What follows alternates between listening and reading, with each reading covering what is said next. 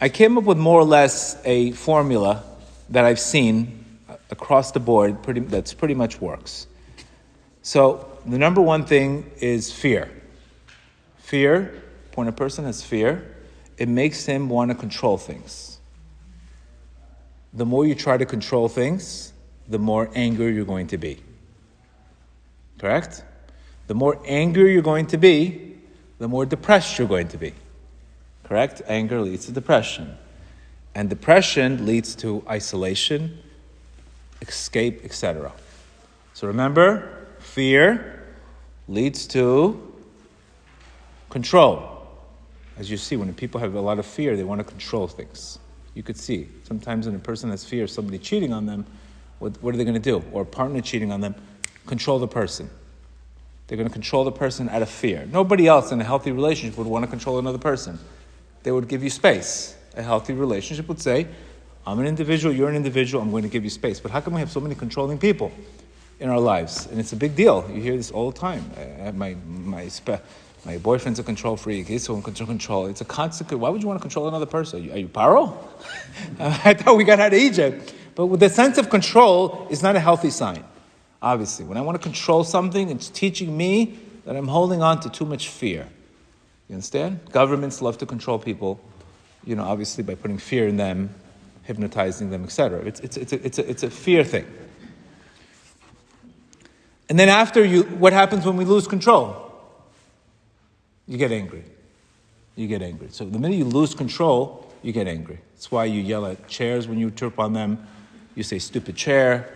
The chair didn't do anything to you. You hit a parked car. The stupid car was in the way. Car was parked. You understand? But the fact that your child doesn't listen to you. You scream at them.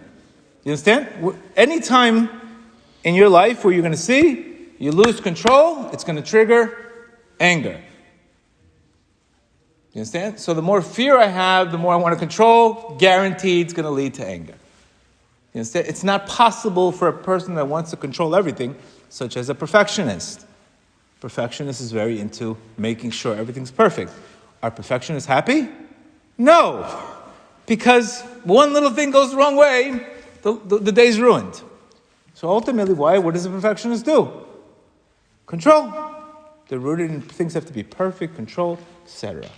Understand? Which is rooted in what? Fear of not being good enough. So you can see the pattern. Here. We lose control, we get angry. We lose control, we get angry. We lose control, we get angry.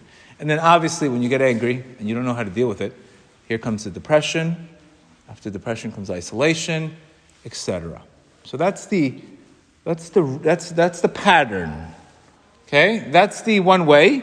Or you could take another turn, which is trust. When a person trusts, what does he do? It's going to take action.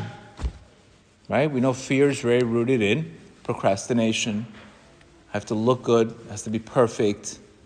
People who have fear, they either look for perfection or they'll look for procrastination because of the image that they want to put in the world.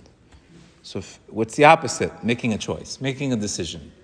In order to make a decision, you have to trust. Correct? When I trust, I make a decision.